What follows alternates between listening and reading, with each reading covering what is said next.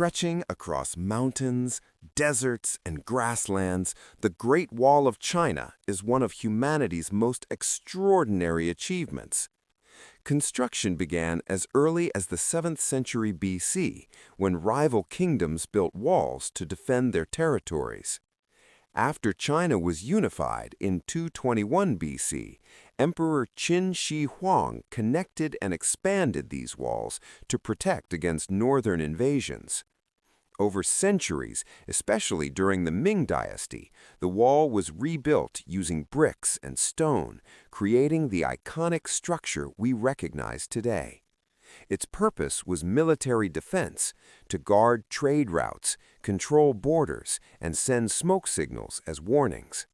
Spanning more than 21,000 kilometers, the Great Wall is not a single wall, but a vast network of fortifications.